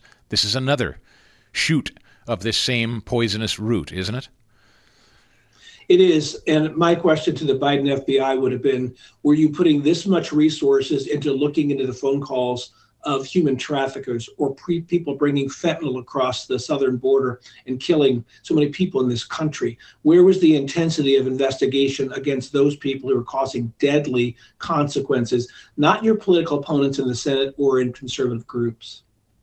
Finally, Mark Weaver, the Supreme Court has rejected Alex Jones' appeal of $1.4 billion defamation judgment in the Sandy Hook case. We all know that he was hit hard for what he said on his show about the Sandy Hook massacre being a false flag operation or whatever he said. I don't know. I'm not an enthusiast of his, but neither here nor there. This case always troubled me, Mark, because whatever it is he said on his show is something he said on his show, and he's basically now going to be destroyed financially for having said it. $1.4 billion, the Supreme Court said we're not touching it. So how do you read this? Well, there's two cases, one in Connecticut, a blue state, which is like $1.3 billion in damages, and one in Texas, a red state, that's still working its way through the courts. It shows you that lawfare on the amount of his damages is live and well in places like Connecticut. I do think he's the author of most of his problems. He refused to cooperate with the court process, which is why he got into this position. But having said that, the amount of damages seems excessive. Yeah. Not surprising that the Supreme Court wouldn't get involved, or is it surprising? They just didn't want to touch this? Well, Supreme Court hears very few cases, and they're supposed to be one of federal law and national impact. And it's hard to say that a state defamation case is about federal law. It's not. And it really isn't much about national impact. So they turn away 99% of the cases filed. No surprise they turned this one away. Lastly, Justice Alito had some choice words for some lower courts on Tuesday about their apparent eagerness to avoid ruling on cases involving schools transing children. Surprise you that Alito got aggressive on this? No, he's a strong member of that court. He's got a strong voice, and he's using his own voice with his name to it. But many of these inferior court judges have been leaking to outfits like the New York Times and speaking anonymously, typically poorly about the Trump administration. They're acting like politicians in black robes. I like Alito standing out and saying what he thinks, and we all know it's him saying it. Mark Weaver, brilliant, pithy, busy. This is just but one stop on his very busy day. We're always grateful that he makes time for us because there's never a shortage of legal analysis that we need, and we lean on him for it. Get his book, by the way, A Wordsmith's Work. If you don't have it, it is absolutely worth your read. If you like the way Mark communicates, he'll tell you how to do it. Mark, always a pleasure, my friend. Thank you so much. God bless you, Chris. Good to see you. Our telephone number, 855-Stigall. Quick break. Back with more in a minute. Hey, welcome aboard. Glad you're here. Today is a really interesting day for our friends at the International Fellowship of Christians and Jews. They're holding a sort of tele-town hall. I don't know if you've participated in these with, say, your member of Congress or something like that, but for those of you that are interested in the work that IFCJ does today, they're celebrating like everyone is all over the world. 20 living hostages back home in Israel after 737 days of being held captive in Gaza. IFCJ specifically reached out to me today to invite you to be part of a great phone call, sort of updating you on the work they're doing, that they continue to do on the ground in Israel, where your charitable donations have gone. They're grateful for your prayers. They wanted me to say thank you so much for all of your prayers. They are felt. And so jot this number down, because today at what would be 1 o'clock Eastern, 10 a.m. on the West Coast, noon Central, they're having a fellowship family meeting. That's what they're calling it. And so you can call this number and join it and be a part of it. 888-598-4224. Again, that's 888-598-4224. Yael Eckstein will be hosting it. She's the fellowship president and CEO. You've seen her all over TV and here on this show. The fellowship's board chair will also be a part of this, U.S. Bishop Paul Lanier. He's going to lead a prayer on this call. It's going to be a very special time. I think you're going to enjoy it. It's going to be one full of prayer and celebration, and you can listen in. Again, 1 o'clock Eastern. It's just a free teletown hall to listen in on. That's all. If you're interested in the organization, and we've partnered with them and are happy to do so because we love the work that they do. The International Fellowship of Christians and Jews. Again, that number to call in today and just participate and listen in, 888-598-4224. Be a great time of prayer and celebration. And in the meantime, if you're so inclined and you'd like to give $1, $2, $5, $10 to the work of IFCJ on the ground there in Israel, there's a banner at the top of my website, chrisstigall.com. Click on it and make a generous donation of any amount to our friends at the International Fellowship of Christians and Jews. That's the banner at the top of chrisstigall.com. And again, here's the number to participate today if you'd like to just listen in on this teletown hall, 888-598-4224. Let's head to the phones. Talk to Lynn in Pittsburgh, Pennsylvania this morning. Hey, Lynn, I'm glad you called. Thanks for your patience. Hi. Hi, how are you? Great, thank you. How are you today? Good. I just wanted to make a quick comment about the press. They're complaining that they shouldn't have to sign that release. And I think we have to remember the reason that we probably have gotten to this place is because the press isn't very honest. And a lot of times they don't tell the whole truth, or they put a spin on things. So I think that's kind of what the White House is trying to prevent, the press from putting their spin on things. However, they may not be, classified, but still important things that need to get out there in a proper fashion. Can I know you're listening. You don't really need to see it, but you can listen to it. You probably saw this yesterday, Lynn. Let me play for you President Trump. It was interesting because, and don't go anywhere, hang with me, Lynn. I want you to listen to this, and I want to get your reaction because the press was also jumping up and down, screeching about this yesterday. We played for you earlier in the week, J.D. Vance on with George Stephanopoulos, refusing to talk about the government shutdown. He wanted to talk about Tom Holman and some manufactured scandal. Made Vance mad. And so Trump yesterday during while he was having a cabinet meeting and the press was in the room, ABC tried to ask him a question. Give me number 96, Paul. Here's what President Trump said to the ABC correspondent in the room. Your ABC fake news. I don't want to. Go ahead, Brian, please. First of all, congratulations. I don't take questions from ABC fake news. After what you did with Stephanopoulos to the Vice President of the United States, I don't take questions from ABC fake news.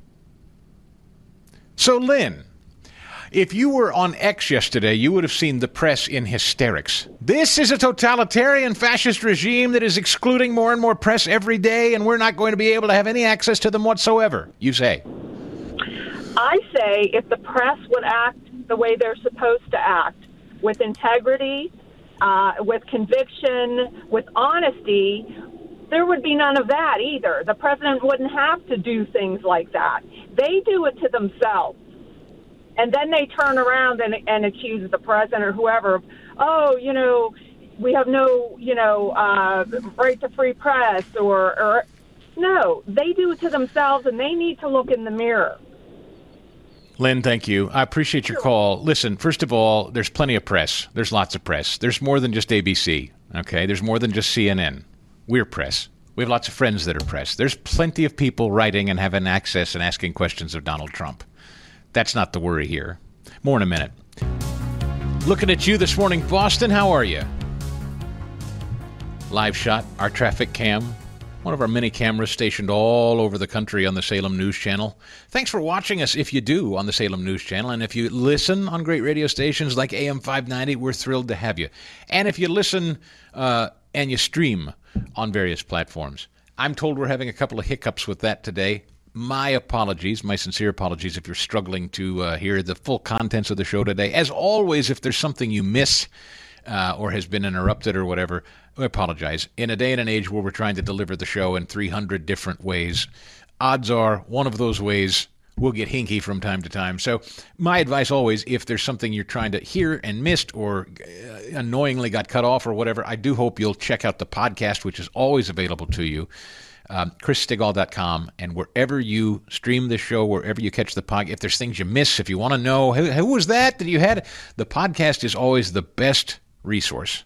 Go to chrisstigall.com and you can listen directly to the podcast from there or wherever you stream your podcasts. Today I have a new edition of the Harumph Society coming out. It is the second installment of 3 this week, where I talk about what, there was a story yesterday that said there was a conversation that surfaced among some young Republicans who were saying objectionable things about this and that. Now, look, kids saying objectionable things on social media or whatever, that's as old as time. Our friend over at Rasmussen today, Mark, asked the question, we, being conservatives or Republicans, do we have a young person's problem? Well, I try to kind of tackle that a little bit this week at the Harumph Society, because for 2 decades, leftist elites have targeted young white Christian men very specifically, calling their faith outdated and their identity toxic and their future hopeless. And a lot of people have responded, not with repentance, but with rebellion, understandably, actually, drifting toward resentment and rage and even nihilism. And there is a trend that is bubbling up. It's obvious to me anyway, and it's voices who purport to be on the right, hosting various shows, exploiting this very same demographic of young men, and I think exploiting them for clicks and downloads and influence, nothing more. They're in the business for profit, just the same as me and anybody else in media, but they cloak themselves in the language of faith. Really, all they peddle is division, and they turn a spiritual yearning by young men into a business model. This is a movement that has birthed a really disturbing rise, in my opinion, in casual anti-Semitism among young white Christian men, fueled by a very distorted theology. And I think it's also fueled by the isolation of lockdowns over the last few years with COVID. I think that had a huge, profound effect. I've told you, anybody that's listened to this show for a long time, I've told you that I think the outgrowth of what came from COVID will be poisoning the well of our economy and our young people for years to come. So when you have distorted theology, when you have isolation, when you're bastardized by the culture, a culture that labels your very existence sinful. I mean, I have a pair of teenage sons.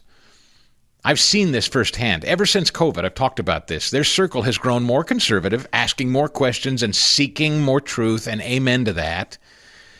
But amid the awakening, a very poisonous idea has been spreading, known as replacement theology. I've talked about this with Lucas Miles a few times on this show.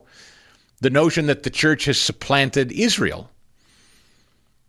Now, if you know your scripture, if you know the Bible at all, Romans 11 teaches the very opposite. Gentiles are grafted into Israel's tree, not supplanting it. Genesis 12:3. This is where when Ted Cruz and Tucker Carlson had this big back and forth, he said, well, it's biblical. And Tucker says, where in the Bible? Ted should have known. It's there. You can read it. I will bless those who bless you, curse those who curse you. To deny that Israel has a place in God's word is to invite spiritual ruin, in my view. It took decades to reach this point, by the way. Boys my kids' age 19 and 20, they were told since kindergarten that being pale made them privileged. Being male made them dangerous. And then came COVID, which was sort of a detonator. You had schools closing, screens took over, youth suicide spiked, and then teachers' unions pushed ideology over education while parents watched their marriages strain and their kids fall behind. I know, I experienced it. Meanwhile, the cultural elites, they locked up playgrounds. They kept DEI lessons running, though. They never missed a beat with that. Governors and mayors branded dissenters as white nationalists. Remember that? just because you didn't want to wear a mask or you wanted to open your business. Overdoses and chemical dependency soared through that period. And the same leaders who silenced churches lecture about compassion today.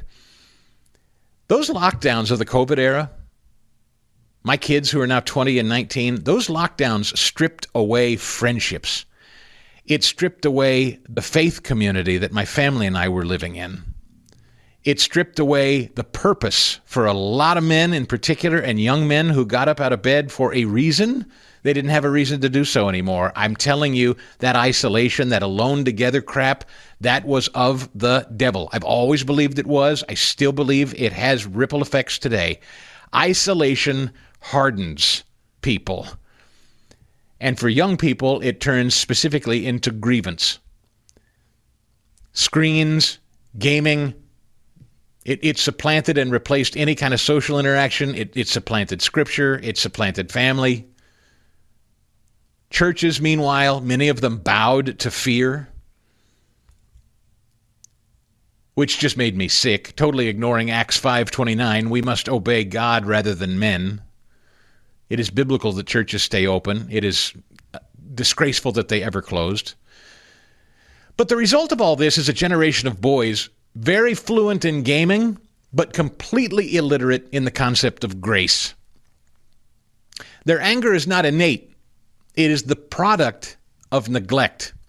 When schools told them that their skin was sin, when culture mocked their faith, when churches traded truth for what was trendy, they left vulnerable kids to online false prophets, promising alpha confidence or conspiratorial belonging. That's what's filled the vacuum in the hearts of a lot of young people in this country. Among influencers and podcasters, the phrase, Christ is King. I read and see that a lot. It's wielded as a weapon now, rather than spoken as an act of worship. It's directed at all non-believers, and it becomes not a confession of faith. It becomes sort of this act of retribution. Now, as a Christian, yes, of course, Christ is King. I believe that. I proclaim that. I own that. But Christ reigns to redeem, not to conquer. And when you lose that truth, zeal turns into venom. There's nothing biblically courageous about anti-Semitism. It's the oldest heresy that's been around for a long time, now repackaged for the digital age. Zechariah prophesies about nations streaming to Jerusalem in peace. That's the story we must teach. Israel's role in God's plan remains sacred. Christians are not replacements. We're all recipients of mercy, grafted into a covenant that, yes, I believe still stands. America's founders understood something profound here. Liberty does not originate in legislation or government. It flows from the Creator himself. Jefferson, Madison, Adams, they didn't invent freedom. They recognized it as a reflection of divine order, what our forebears called natural law. They believed, as Scripture declares in Genesis, that man was made in the image of God. That single truth forms the foundation of every right we hold. We are created in His likeness. We are born with inherent worth and unalienable entitlements, life, liberty, the pursuit of virtue and happiness. Not permissions granted by rulers. These are endowments bestowed by the author of life himself, and our children must be taught this. The Constitution doesn't give us these things. It was written to protect these things. It is, at its core, a covenant, recognizing that the soul of man, every one of us, is sovereign under Almighty God. God breathed into his nostrils the breath of life. Man became a living being. Divine breath, not the stroke of a pen in Washington. That's what confers human dignity on all of us. The founders knew that when government forgets this truth, tyranny follows. That's why they tethered the American experiment to biblical principle, insisting that moral order and civil freedom rise or fall together. As Madison wrote, we've staked the whole future of American civilization upon the capacity of each and all of us to govern ourselves according to the 10 Commandments of God. Direct quote from Madison. In our age, that truth has been severed, unfortunately. Modern elites see rights as political favors, revocable, adjustable, negotiable. But rights born of heaven cannot be revoked by man. To surrender that belief is to surrender the very soul of liberty. When we speak of restoring biblical and constitutional foundations, we mean returning to this eternal alignment that God creates life, and life carries with it dignity, and that dignity demands liberty. And liberty requires some moral restraint. That sequence is the heartbeat of a free people, and it's the blueprint for revival. What President Trump has achieved is remarkable. Nations choosing peace, not through coercion, but through the courage to align with divine order. I believe that. I know our friends at the Fellowship of Christians and Jews believe that. And I know they're going to be on a phone call today to talk with you about that. I hope that you'll join them. If you don't have that number, we can get it to you again. But a nation cannot forget its freedoms are heaven-born. When that's forgotten, a lot of false idols start to pop up. Government, ideology, grievance. Our rights come from God. And I hope that's what young people start learning. That's certainly what my kids are learning.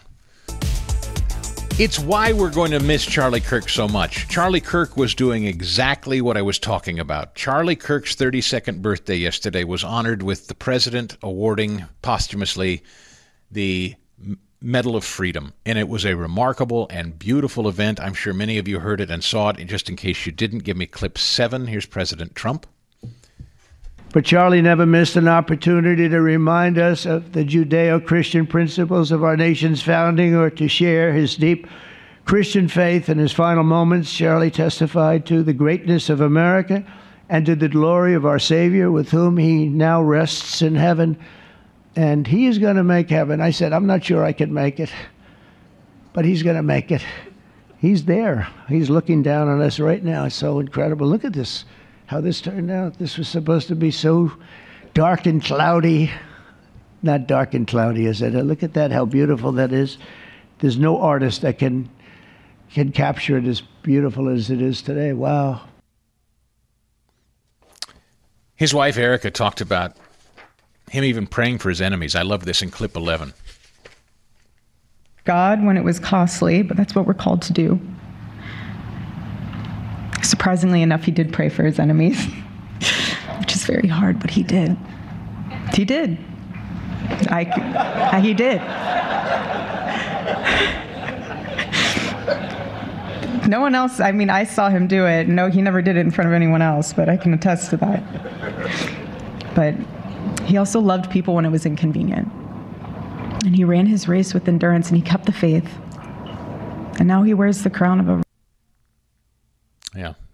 So beautifully said, Erica Kirk, and this posthumous Medal of Freedom. On the back of it is engraved a cross. First time that's ever been done when issued to Charlie Kirk. That reference to praying for enemies, of course, Trump and everybody chuckling because Trump during the memorial service said, I can't do it. I can't do it. But this is what Charlie was doing, and that's why he's going to be so severely missed. And why I think some ne'er-do-wells are trying to fill the vacuum and cannibalize the vacuum of Charlie Kirk and his message. We got to mentor the next generation. We got to reject false idols. Young men in particular do. These toxic, supposedly alpha Aryan types. We got to raise men who read deeply and pray boldly and live honorably like Charlie. Show them that being male is not oppression, it's stewardship. Look, these young men are not villains, and I don't mean to suggest they are. They're just wounded souls searching for purpose. So let's hand them back a Bible, not some kind of slogan. Let's teach them that Christ is king because God decreed it, not because it's trending on social media. Our founders built this nation on two pillars, the Bible and eternity, and when either one weakens, both crumble. The church must return to revelation, not just searching for relevance with pastors who are trading their fog machines for truth, or vice versa. The answer to rage is not censorship or shame, it's discipleship. We've got to tell young men in particular, you're not the villain here, you're not the oppressor, you are the grafted heir. Defend liberty, live in grace. When we restore that foundation, anger turns into action. It becomes what Charlie Kirk was. Fear becomes faith. That's what Charlie Kirk was. He had faith. He was not fearful. He was not angry. He was active. And America remembers that her covenant, by the way, just like Israel's, is not a relic of the past. It is a biblical promise for the future. And I explore these themes this week at my newsletter, The Harumph Society. I hope you'll come join me there and join this conversation. I think it's critically important, particularly for our nation's young men. Go to chrisstigall.com and join the Harumph Society. I've got the second edition coming out today on this very issue. Let's go to Cleveland in Maryland, I believe, waiting patiently on the phone. Hey, Cleveland, good morning. Glad you're here. Hi. Yeah, Charlie, morning. God bless you, my brother. That little thing that you talked about when you was talking about our forefathers, man, that was great. I tell you, man, tears came to my eyes when you said that. And I think maybe you should kind of incorporate that into your show. It's just a moment of understanding and sharing about the things that we know from years ago. This is what I was taught, and people aren't taught that. So I think if you could just incorporate maybe a couple minutes every day, every time you come on, I think it'll go a long way. My friend, I appreciate that. Thank you so much for the counsel. I think a good number of this audience was fortunate enough to come through an education system that did teach it, but we well know that certainly the public education system at large no longer teaches these principles. And we have a lot of churches, by the way, that are not teaching biblical truths too, in favor of the current trend. So it is that's the whole thing that's been weighing on me for years. Churches have failed our young men. Education has failed our young men. We got to do better for our young men, who right now, by the way, are struggling, and they don't really see a path forward. They don't see that they can afford a house. They don't see that they can afford certain things. They don't think they're going to have a life like maybe their parents do. And I don't want our kids, particularly our young men, turning to rage and grievance over that. Action? Yes. Like Charlie? Act? Yes. Get involved. Change the direction of the country. Elect leaders who will change that dynamic. But not just sit around and peddle grievance on social media or for clicks while people profit off that anger. That's all. You get it. So that's a wrap for another Chris Stigall Show podcast. Thanks for committing to it, listening to it all the way through. You're a fighter. I like that about you. Hope you'll leave it a 5-star review and a written review. Apple Podcasts, Spotify. We'll see you next time here on the Chris Stigall Show podcast. The Chris Stigall Show podcast.